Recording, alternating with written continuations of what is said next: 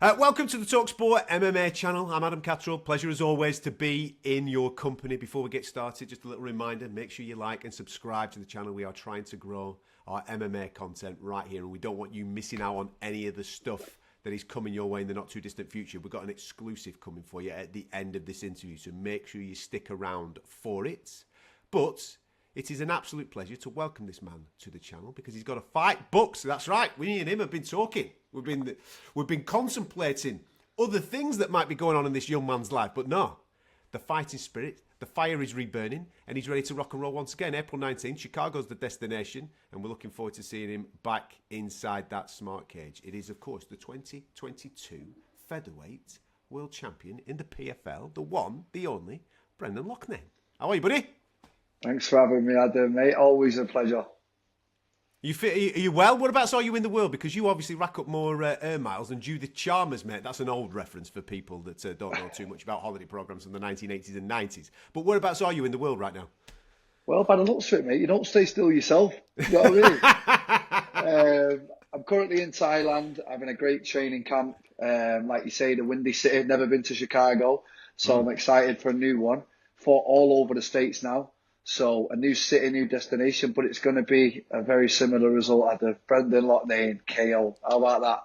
Nah, mate, sounds good. Listen, you've fallen in love with training out in Thailand, and obviously I've seen you training in places like Dubai, obviously Manchester originally, jetting across to the States and what have you. What is it about Thailand that has really tickled your fancy and you kind of have made home over the last couple of years? Well, you know what? It seems like everyone's onto my little secret now. You got Chimaev and all his team are out here now. Jan's been here from the start. You got Rafael Faziev, Damir Ismagulov. You got Tarukian. Like, you name it, there's absolute... Makayev's out here a lot now as well now, but he's always been here as well. I just think it's the environment. Everybody's on the same stuff as you. The environment, the heat. It's cheap. The environment is just made for fighters, and I feel like the cat's out the bag, the secret's out, and everyone's here now. That when you mention those names, that type of work is very hard to come by, isn't it? You know what I mean? We're talking about elite mats day after day after day. The work that you must be getting must be some of the best on a daily basis in the world. Let's go through a couple of them names. Let's just stop for a second. Makayev probably going to fight for the flyweight title very soon, if there's any justice in the world, yeah? Tarukian, not far off the belt. Chimaev, not far off the belt. Peter Yan should have the belt. Like, let's go through the level of caliber that I'm training with on a day-to-day basis. And when I say training, I mean sparring. Even rubbing shoulders with them. We're all in the cafe together, camaraderie. You're just surrounded, you're immersed in it, and I feel like at this level, world level, this is how it needs to be. Where's your head at? Because last time out, it's a bit of an alien one for you. You've not experienced that before. So what's the immediate aftermath like, suffering your first stoppage loss in your career? Well, do you know what it is? I'm going to stick by the old saying. It's stay in the shower long enough, you're going to get wet. 50 plus fights, never been knocked out, right? And it happened. And it's like, listen, it happened now. Like, what are you, just some coward that's going to get knocked out and just walk away? And like, as soon as the first bit of adversity comes in your career, you're going to turn your back and walk off. Which, don't get me wrong, I contemplated a few times. And then I thought to myself, do you know what, Brendan? There's plenty of miles in you yet. You've just got to get over it. And then that's when I was in Dubai, still contemplating what I'm going to do. And then Conor McGregor rings and said, do you want to spar? And there's nothing like a Conor McGregor backhand to check your chin, see if it still works. And apparently it still operates. So I thought, let's get back in there. Let's have a go. That started the fire. Then I went back to Manchester. I had a word with my mum and my family. I said, look, what do you think about another tournament? And they're all like, oh, God, why? Why, Brendan? I said, because I love it. I absolutely adore it. And they're like, right. And I promised my mum that I would have Christmas dinner with her this year. So I had Christmas dinner in the morning, and I was on a 20 to 9 flight to Thailand that night. That's how much I wanted to get out of here. And I landed in Thailand. I've been training since Christmas Day. We're now at the end of March. We're 3 weeks away from this return. And wow, I don't want to get all cliche and it's the best I've ever felt, but it is, Adam. So let's see on April 19th. Can't wait. Do you feel like you've got a point to prove or not? I mean, you've been to the top of the mountain. listen, you cracked the game, man. In 2022, when you became the champion with the PFL, that's an incredible high. But do you feel like, given what happened in the 23 season, that you've got a little bit of a bee in your bonnet? Yeah, well, do you know what it did? It brought me off my high horse for a second, because everyone was like, Brendan this, Brendan that, Brendan this, and the phone was ringing like mad. And then there's nothing like a knockout when you look around the change room and think, oof, that wasn't supposed to happen. He didn't read the script. So I had to kind of like, okay, reassess it. And yeah, mate, it woke me up, for lack of a better phrase. And you know, it really made me dig deep and think, wow, now I'm in the, you're right, I don't need to do it. I definitely don't need to do another tournament. I don't need to fight. I've made some good investments, but I absolutely, when I say I love it, yeah, it's a bit of an understatement. It's my life, it's my passion. And that's why I took myself away to Thailand on my own, might I add, on Christmas Day, and landed here. I've been in the thick of it, amongst every name that I just mentioned, around them every day, training my ass off. And yeah, there is a point to prove, and guess what? I'm going to prove it. I can't wait. Well, obviously, knowing you as I do, I think you've got a real appreciation for the length of time that this career could last. There's a couple of fighters that I get that vibe off. Alexander Volkanovski's very, very similar. When I speak to him, he's understanding of where he is with his age, where he is with his career, and trying to eke out as much as he possibly can before Father Time gets hold of him and says, mate, you can't play at the top level anymore. You know what I mean? You're 40 now, or whatever it may be. And you seem to have that appreciation of that time. Listen, Adam, I'm going to pull you up on that, because I just watched an interview you did with a Notorious, Yes, I must have. He shot me down, No, man. hold on, He shot me right Adam. down. I've just watched it 10 times on repeat, right? And I was thinking, he's actually right. There's no way out. There is no way out. With prize fighters, it's blood in and blood out, mate. And that's how I see it. I've got a very similar mindset. And yeah, you got shot down, Adam. You got pulled up on it. And you know what? Well, it's an interesting. Obviously, as a person on the outside of it, you look in and you see people like Mike. He made a reference to Mike Tyson, didn't he, at 58 years of age, still doing it because it's in his blood and it's the fire that's still burning. And he was right with what Conor was saying, because he was talking about recalibrating the opponent. Yes. He's not talking about.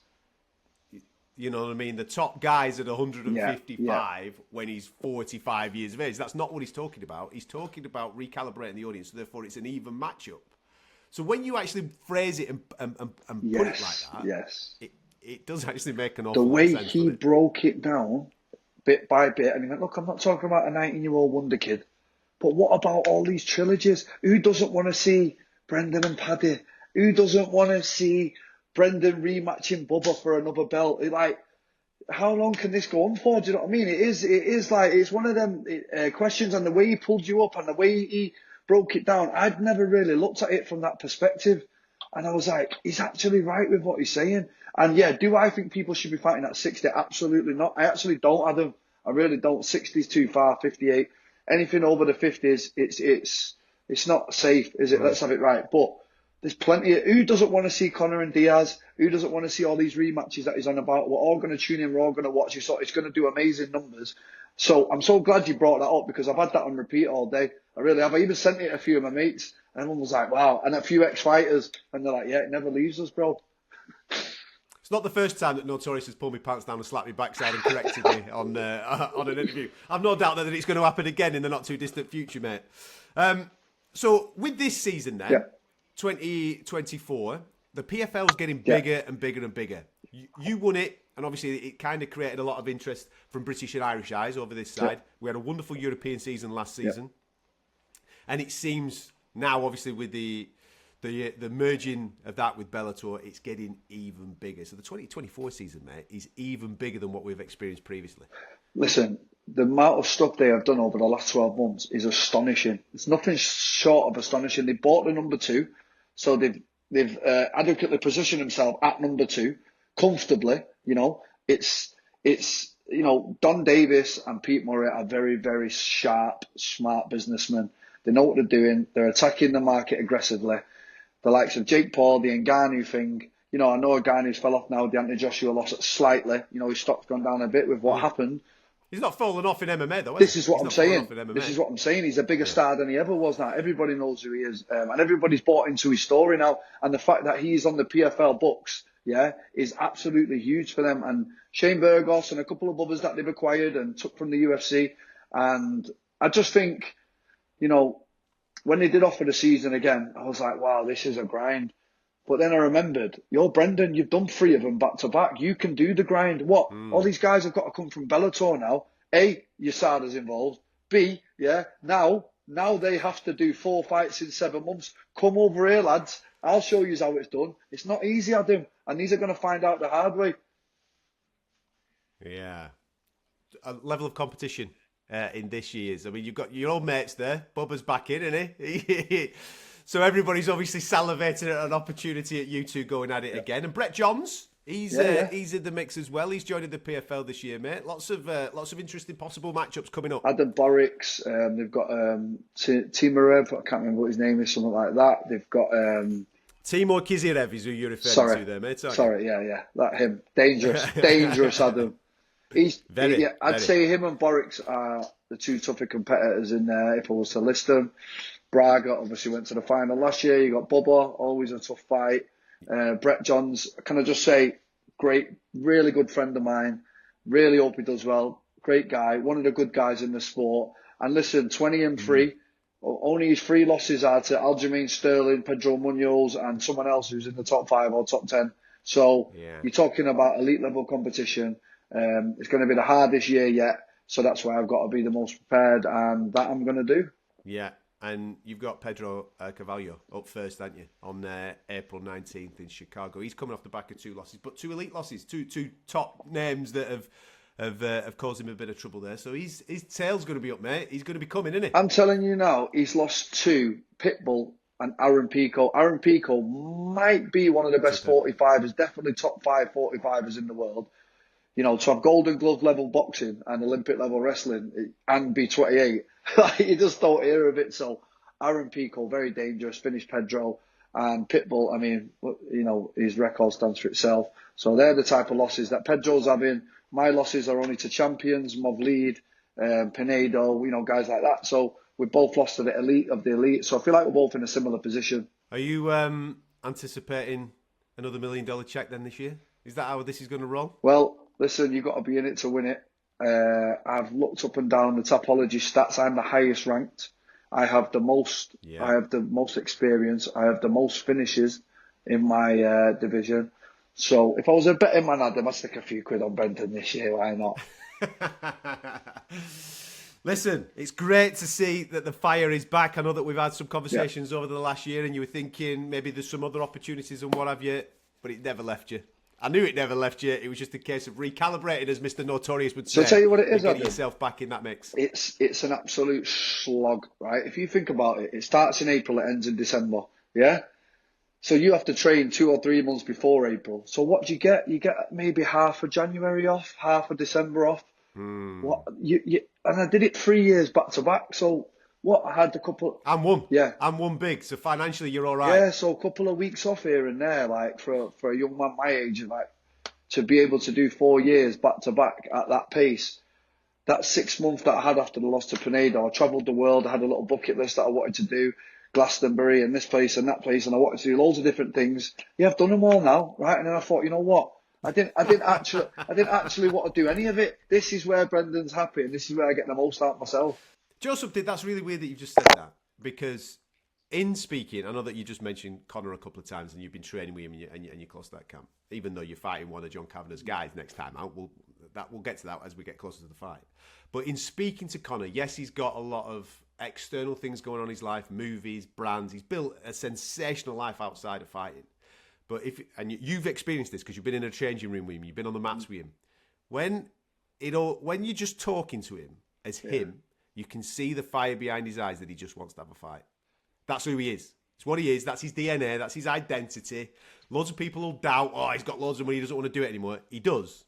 It's just finding the time to be able to do it. And that's exactly what you're saying about yourself there. Finding that time. Right, I'm ready now. I've done all the things. I've ticked all them boxes. Let's get back to my DNA. My DNA is getting in there and getting at it. Even chatting to my mum, like, after I won it, and I did all that travelling the 6 months and going about the place and doing things. And me speaking to you now is the best version of myself. And it's the best version of myself because I'm getting up every day, chasing my purpose, training all day, working towards another goal, i.e. the world title again in December. And it's every day getting up and chasing that. And I feel like me and Conor are very similar. We both made a hell of a lot of money out of this sport, which 99% won't make. Yeah, we don't have to do it, but we are absolute scrappers. Yeah, to the bone and the core, and we absolutely adore it. So when we were training together, we just have a massive smile on our face because we're like, we don't even need this, but we like meeting and having a scrap every few hours. Like every few days, he'd ring me, jot another scrap, boom, we're in again. Like this is what we're made to do, and you know. I've seen that he's going away to do movies and he's doing it, but he said, but my real happiness comes from fighting. But that's where our happiness, that's what made us, and that's where our happiness does come from. Well, we're going to document it because we're going to do something a little bit different on talkSPORT. As you know, we've launched our new MMA channel. And there's going to be loads of interviews. We're going to speak to loads of athletes over the next 12 to 24 months as they go on some crazy journeys. One of those athletes is obviously Brendan. And very kindly, he's given up a bit of time. Every Sunday for about half an hour, we're going to be talking about the fights from around the world. So we're going to create a new show. That's right.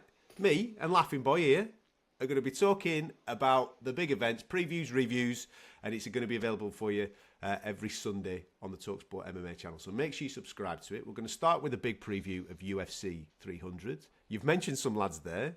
Arman Sarukian, you can give us a little bit of an insight of how he's going to get on against Charles Oliveira, can't you, pal, eh? I would like to be a betting man on that one, I'll tell you what I do. I really wouldn't. What a fight, though. What a fight. Yeah, absolutely. So make sure you subscribe to the channel and you'll be able to see myself and Brendan on a weekly basis previewing and reviewing fights. Mate, thank you very much for sitting down and having a little bit of a chat and giving us an update as to where you're at. Hope camp goes well. And on April 19th, we'll all be tuned in for the show down in Chicago, mate. Pleasure. Cheers, Adam, mate. On AM, on DAB, via the talkSPORT app and on your smart speaker. talkSPORT.